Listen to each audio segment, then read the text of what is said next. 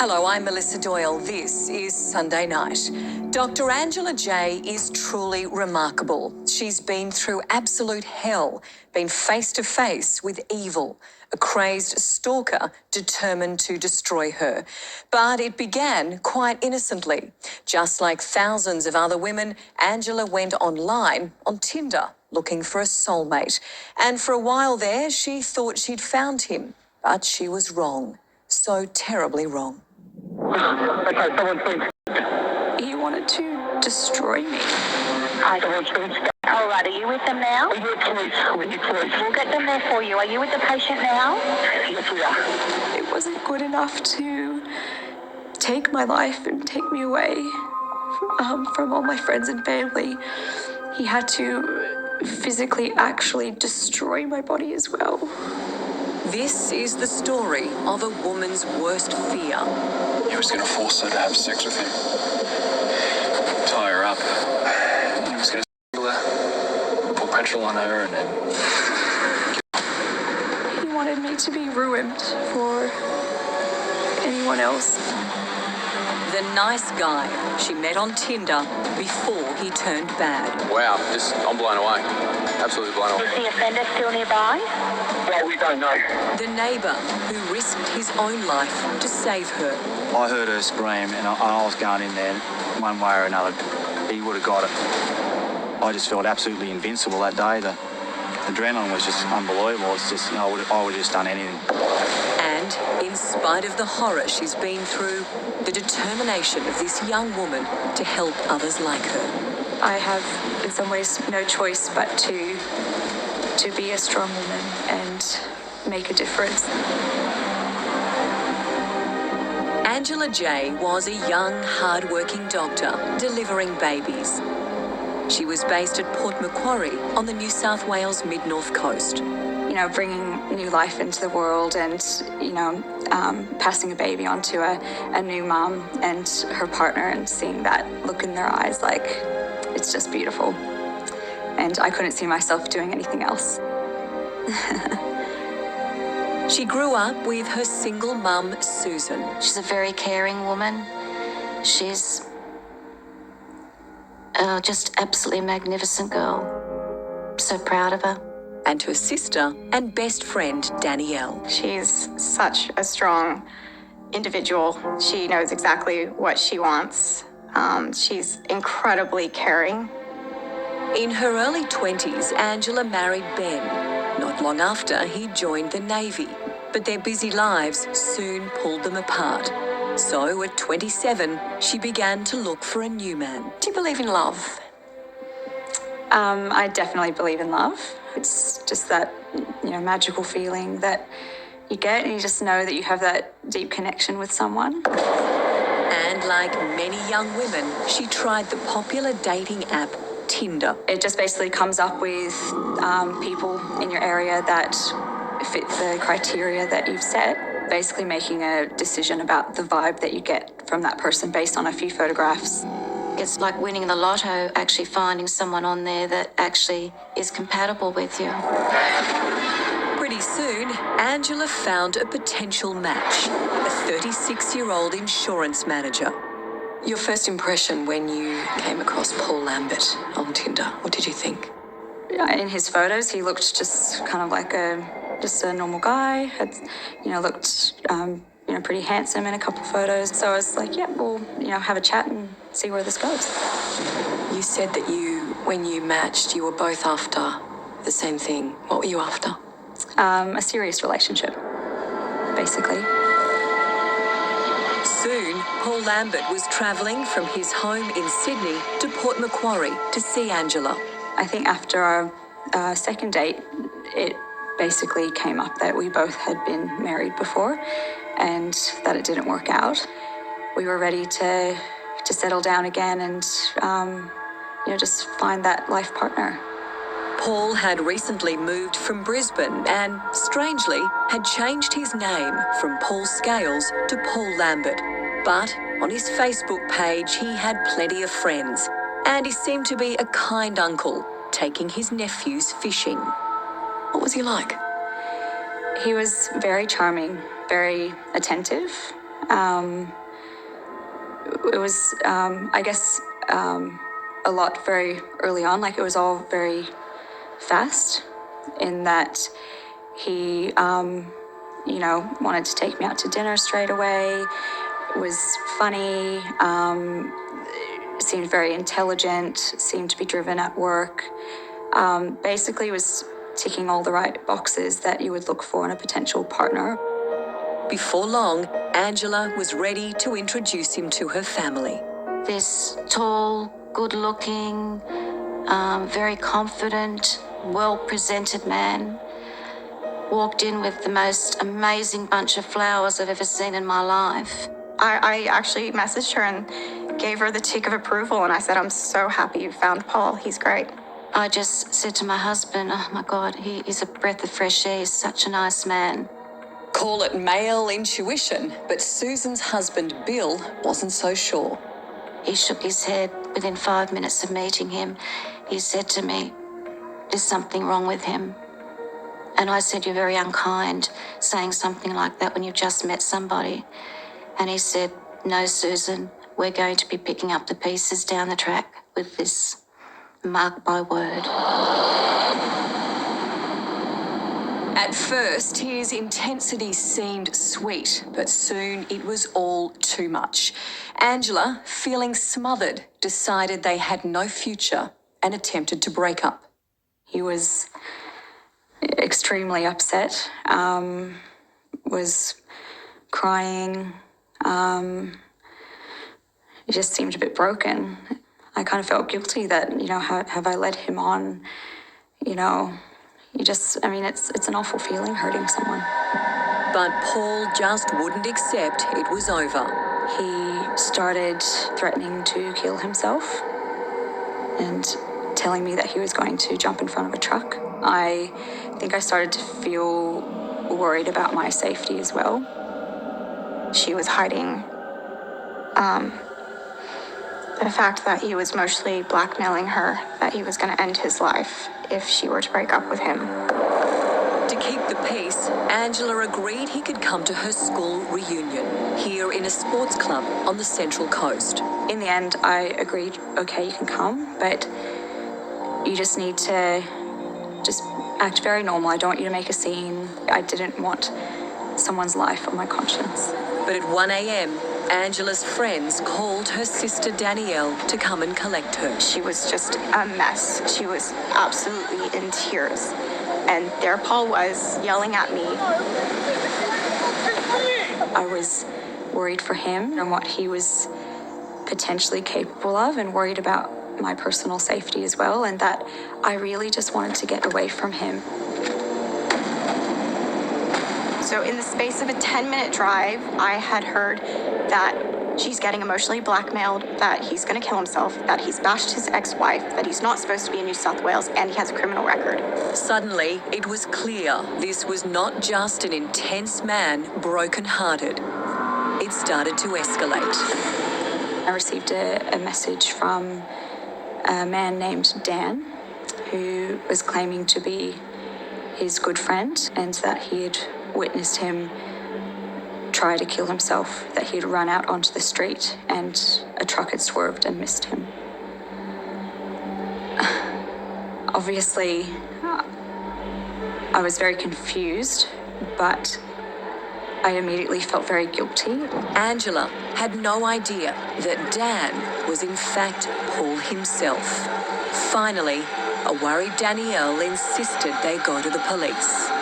I put in his name, Paul Lambert. Boom, criminal history. He looked us dead smack in the eyes and goes, this guy is known to police very well, but he's more of a threat to himself than to you. Angela drove home, 4 hours north to Port Macquarie. But Paul Lambert was not giving up. That Sunday, Lambert arrives by plane from Sydney without telling Angela. He hires a white Corolla, telling the clerk, I've had an argument with my girlfriend and I'm here to make amends. He wasn't going to take no for an answer in this relationship. I said to her, please give me a call when you get home and make sure every single lock is locked on those doors and every single window is secure. Sunday afternoon, Lambert comes here to Angela's house, unannounced and carrying luggage. He has a loud argument with Angela, overheard by the neighbours. He was there waiting for me at my doorstep. So I gave him his things and told him to leave my property and that I never wanted to speak to him again ever, and that I don't want him to contact me, and that I don't want him to come to my house or my workplace. I never want to see him again. He was scaring me, and I told him, "You're scaring me, and I just really want you to go away." Lambert has disappeared down this laneway between the houses. Angela calls the police to tell them what's happened and asks for an apprehended violence order. Lambert has left, but he's far from leaving her alone. Started sending me basically threatening text messages saying, "You're not safe in your house. I have stolen some of your keys." I was just sitting in my house afraid, not knowing what to do. He sent me another message saying, "You need to go to your neighbor's house," which terrified me. How do you take that? So I, of course, ran to my neighbor's house and knocked at their door and somehow tried to tell them, like, "Look, there's a man that I recently dated who I think is thinking about hurting me." She started talking and saying all these texts that this guy had sent her. And then she'd called the police and the police were on the way. I just had this sixth sense there was something going to happen to this girl. Next, I was so ashamed that I was in this situation at all. I just felt like I couldn't tell anyone. Paul Lambert ramps up the pressure.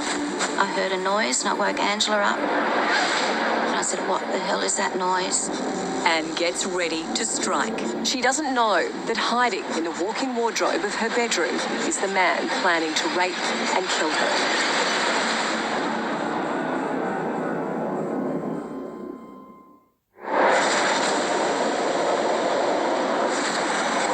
Dr. Angela J has come back to work here at Port Macquarie Base Hospital. She's hoping Paul Lambert has left town, but he's stalking her every move. On Monday, we now know Lambert checked into the Rotary Lodge for families and friends of patients. He pretended he had a sick friend in the mental ward. It's right across the road from where Angela was delivering babies. She's hoping Paul Lambert has left town, but fears he won't give up. I considered telling my work colleagues what was going on. Maybe not in full, but at least enough to say, "Oh, hey, don't stress or anything, but if I don't show up to work, you should probably call the police." Watching from Rotary Lodge was Paul Lambert. In room 17, police later found empty cigarette packets, fruit and drink cans with Lambert's DNA. He clearly spent a lot of time peering out of this window, watching Angela's movements to and from the hospital. I was so ashamed that I was in this situation at all. I just felt like I couldn't tell anyone.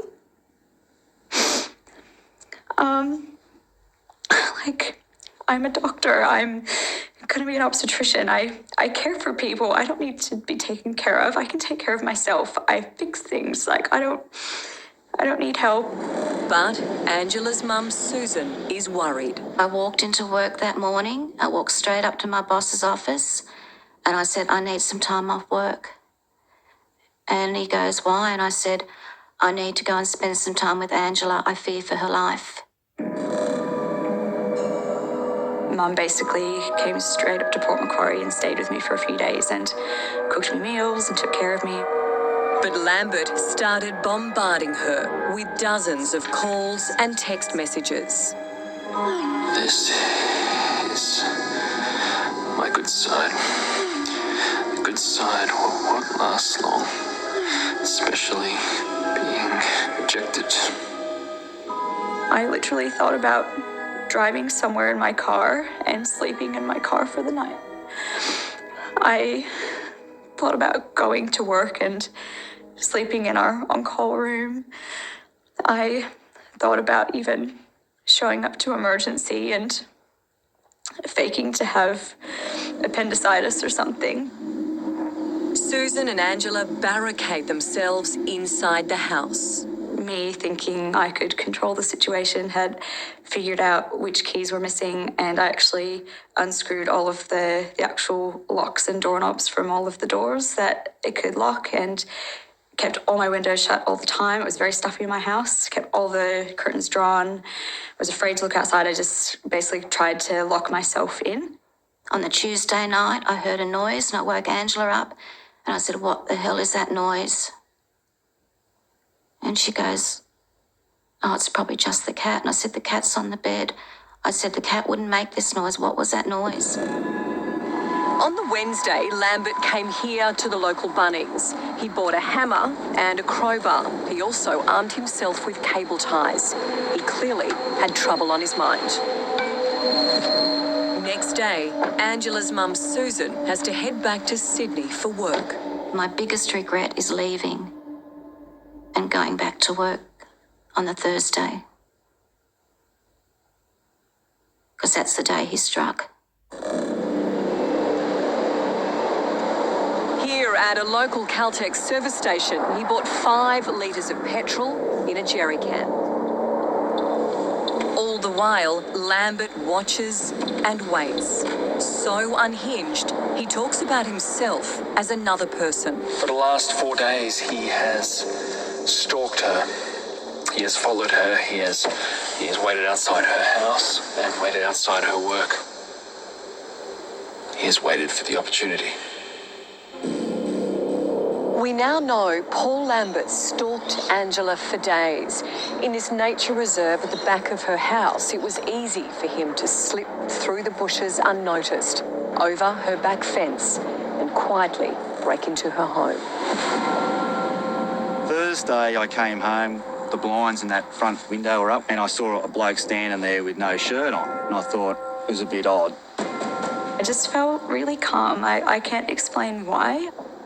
My cat Armani was still at my house and Mum had left some food at my house, so it was daytime. I thought, look, I'm just going to quickly duck home, quickly have some dinner, feed Armani and grab some clothes, and then I'll go to my cousin's house.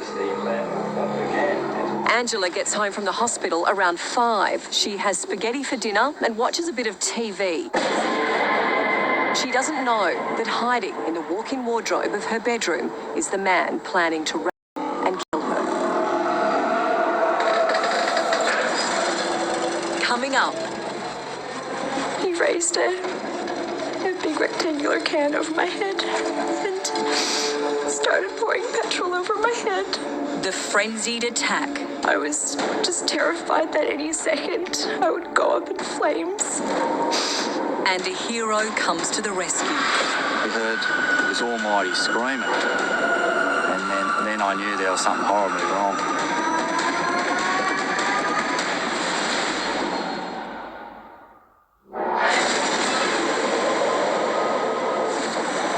It's 6 o'clock at night.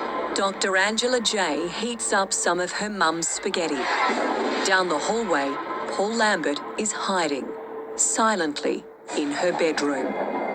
Angela has her dinner in front of the TV. And then I just needed to grab some clothes from my bedroom, which was at the very end of the house. So I started walking down that way. And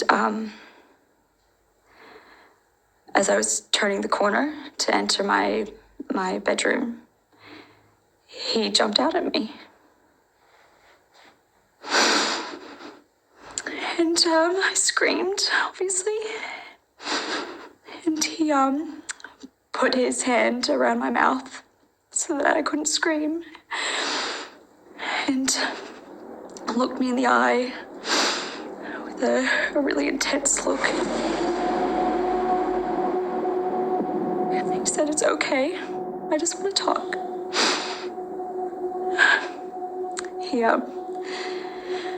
He got me when I was actually busting to use the loo. And I was trying to process what had just happened and buy some time. So I said, look, I really need to use the toilet. Can I at least do that? So he allowed me to, but had the door open and watched me. I was shaking uncontrollably and just trying to think what I could do. He then told me to sit on my bed. As Lambert interrogates Angela about who she's been staying with and whether it was a man, somehow she gathers her wits and her courage. I realized that I had to try to get away or trying, because I wasn't going to just sit and wait around to find out what he wanted to do to me. So I just made a run for it.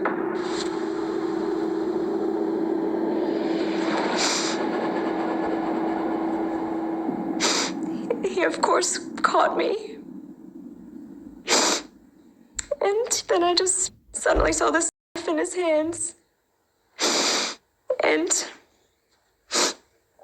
I didn't actually feel him stabbing me, but I could see the blood when I looked down, and I just thought in my head, oh my God, he's actually stabbing me. He's gonna actually kill me. And I was so scared, and I felt so alone. And that I was just gonna die in this big house, stupidly, that I should never have gone back to. And that I would never see my friends or family again. At that moment, neighbour Steve takes his dog outside to go to the toilet. And then we heard this almighty screaming. And then I knew there was something horribly wrong. Grabbed this steel bar that I've got in there for work and bolted down that driveway. I managed to stand up, but then he grabbed me again. And then he raised a big rectangular can over my head and started pouring petrol over my head.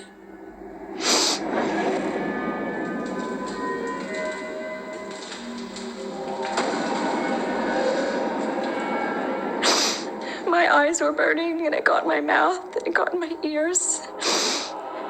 And I can't even explain the horror you feel when you know that somebody is trying to set you on fire.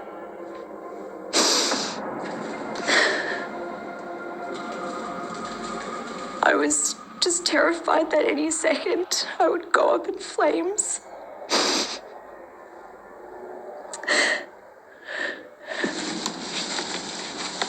Ran down this driveway, and when I got to the top here, I could hear someone thundering down the hallway.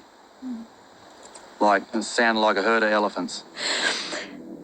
I think it made me a little bit slippery, so I somehow got out of his grasp and just ran for the front door.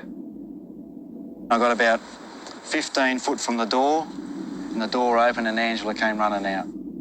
All I could smell was petrol. I just kept saying over and over again, I'm gonna bleed to death, I'm gonna bleed to death. Please call an ambulance, I'm gonna bleed to death. I know I had my arm around her and I dragged her up here and went straight up into our garage, which the garage door was up. Once I'd seen them come out, then I ran inside. Then I got the phone. Because Dad's saying, where's your phone? Call the ambulance. Yeah.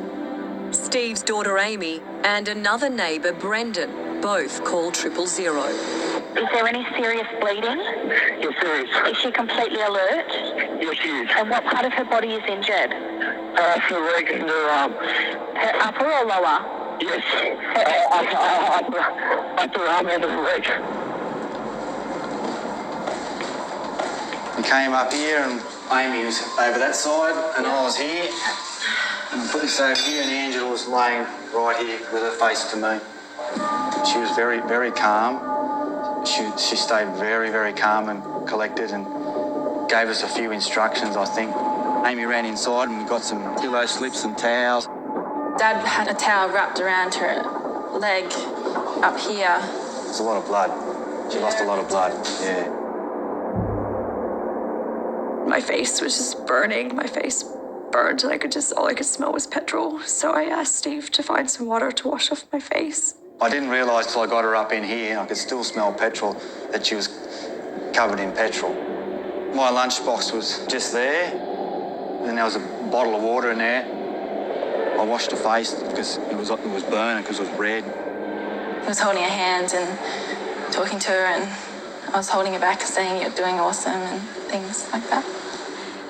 And then the ambulance arrived and I was just so happy to see them. And they were so lovely and were so great. And I'm sure I was being a very difficult patient because I just immediately started bossing them around. At the back of Angela's house, in his white rented Corolla, Paul Lambert flees the horror he's inflicted. But extraordinarily, he now begins to make a series of phone calls. As Angela is being rushed to hospital, Steve, who's in the ambulance with her, answers her phone. I said, "Who is it?" And then he said, as calm in the calmest voice, "How is she?" And then I thought, holy shit, this is the bloody bloke that's done this. I didn't mean to do it, you know. I just call it an effing bastard. I said, how the effing hell do you think she is, you effing bastard? Then, Paul Lambert sends text messages to Angela's mum, Susan. They were cruel. Absolutely cruel.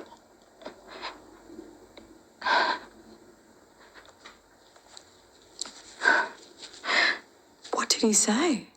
I tried to stop him. He was talking as though he was a third person. That he tried stopping him. In his car, heading north out of Port Macquarie, Lambert is now on the phone talking with police. He was going to force her to have sex with him. And then he was going to tie her up, and then he was going to strangle her. He talks about the attacker again, as if it's someone else. He was going to pour petrol on her and kill her. Detective Senior Constable Sean Durbridge tries to persuade Lambert to give himself up. I'm concerned about you. I don't want you shot. I don't want you hurt. No, mate. No, I need to take my own life. In his disturbed state, he's slipping in and out of talking about himself as another person. I saw the evil today. I watched it happen. I watched it in my own head, and I wasn't strong enough to stop it. I do evil things. Well, you're talking pretty rational at the moment. That's because I'm me. I don't know how long I'm still going to be me. Calmly, Lambert warns that police should guard Angela. All right, you need to make sure that I can't turn up there. And her mother and sister, because his alter ego might attack them. You need to get a police officer to her sisters and mums, because I know they live on the Central Coast. Then he asks how Angela is. Is she alive? She's alive. Just want to talk to her, all right, and tell her that I'm so sorry about what happened to her. I tried to stop it, you know? She's never going to speak to me. Can I meet with you? Have a talk? No, mate. No. I need to take my own life.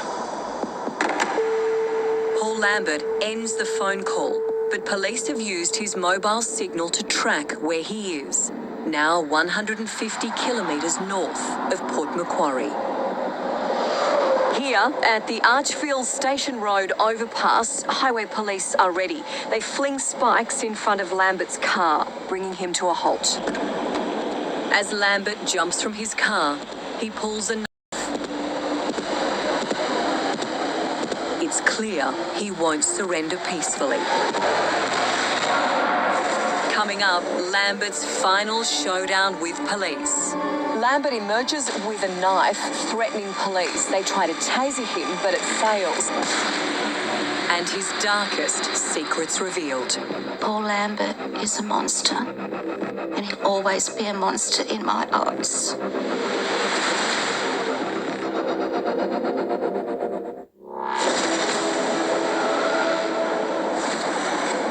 As Angela is rushed into hospital in Port Macquarie, 2 hours after the attack, Paul Lambert is fleeing north on the highway when he's stopped by police.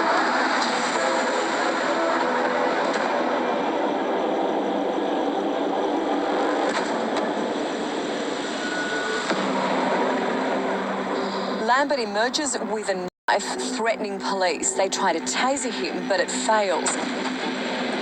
Lambert then runs 500 metres, brandishing his knife. 2 police officers shoot him down, firing many shots. Paul Lambert is dead.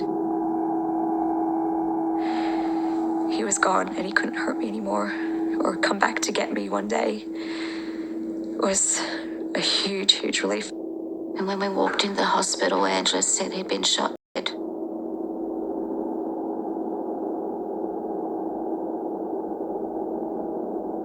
And you just don't even know how to react with something like that.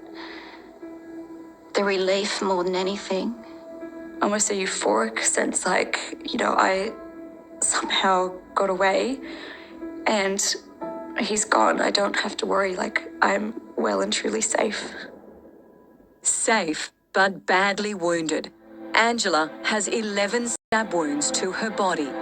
Remarkably, within weeks, she was back at work delivering babies. She's so strong, physically and mentally. She was strong enough to fight off a 6-foot-something big man and get away. And then strong to reassure her family the night of almost being murdered that it's going to be okay. My daughter doesn't have to worry about this monster any longer, because Paul Lambert is a monster. And he'll always be a monster in my eyes. But somehow this monster had a charming side. Just months before, with football legend Wally Lewis, he'd raised $50,000 for an old school friend. I had some State of Origin tickets to the stadium and thought I'll just try and raffle them off. He ran a remarkable internet campaign to help buy an assistance dog for his friend's autistic daughter. Wow, I'm blown away. Absolutely blown away. Yet this same man had a dark history of stalking and violence against a series of young, attractive women as far back as 2003. Yes, I am Paul. One of 9 personalities. I have all memories of others, and none of the others have mine. In 2015, he was deported from the United States after stalking a former girlfriend, TV reporter Anne Keel. A year later, he was charged with assaulting his then wife, Samantha Inkpen. A Brisbane psychologist who saw him 17 times diagnosed him with borderline personality disorder and as suicidal. But he said he had not lost his ability to understand right from wrong. I'm a psychopath at times. Other times, I'm normal.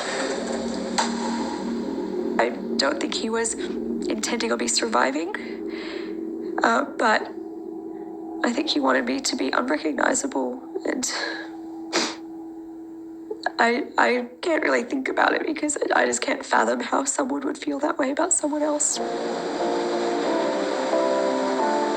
For Angela, survival has given her a new sense of purpose. I feel like I didn't die for a reason, and that I now am here to make as much of a difference as I can and to help as many people as I can. Next, the scars remain. I don't cover them up. They remind me what I've survived and what I've been through. But Angela begins a new life. I'm determined to make something positive come out of this.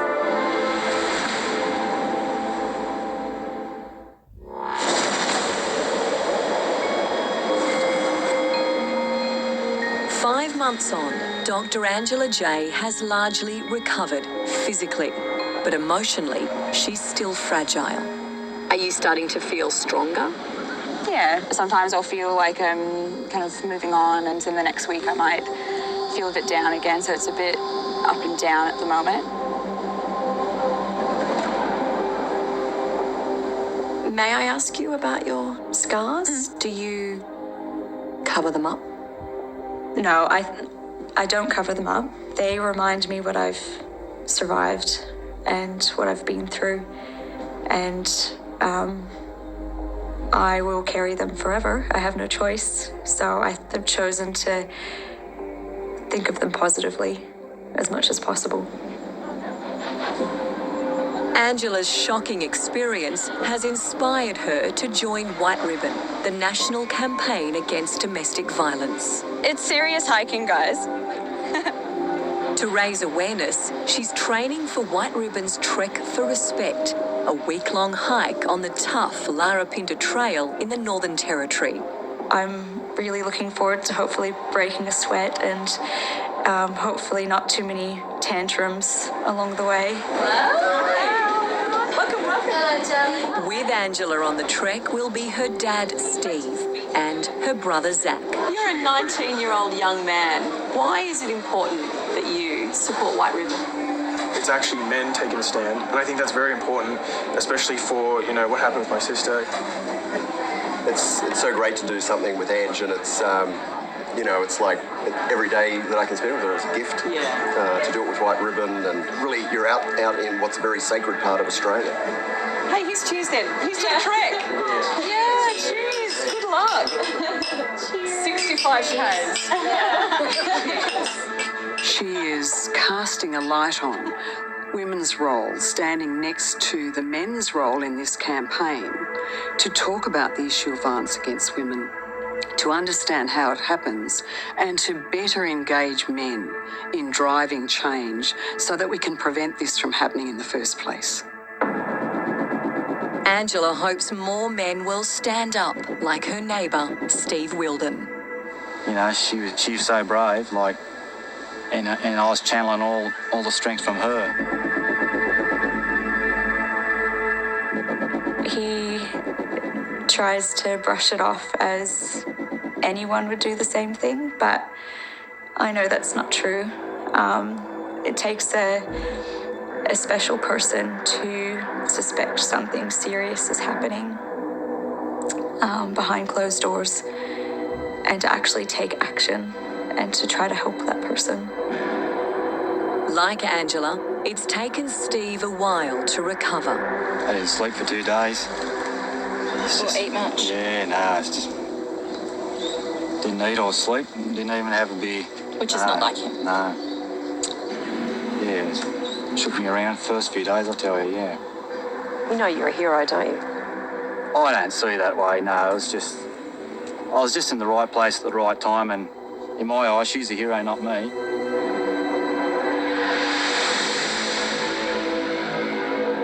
I think it's pretty impossible to come out of a near-death experience and not try to find some sort of spiritual meaning behind it.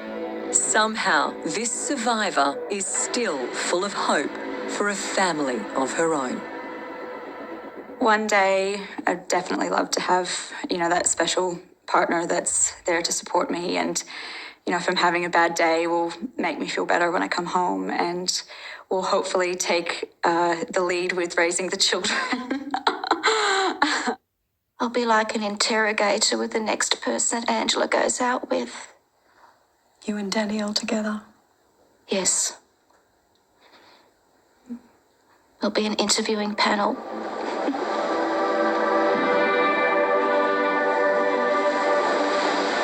Being out on the water, does it heal you? I think so. I think the sea and the ocean has a very powerful cleansing ability, and I think it kind of represents life in a way. There's some days that it's very rough and stormy, and then other days it's very peaceful and beautiful, and I can't help but feel really happy and at peace whenever I'm on a beach.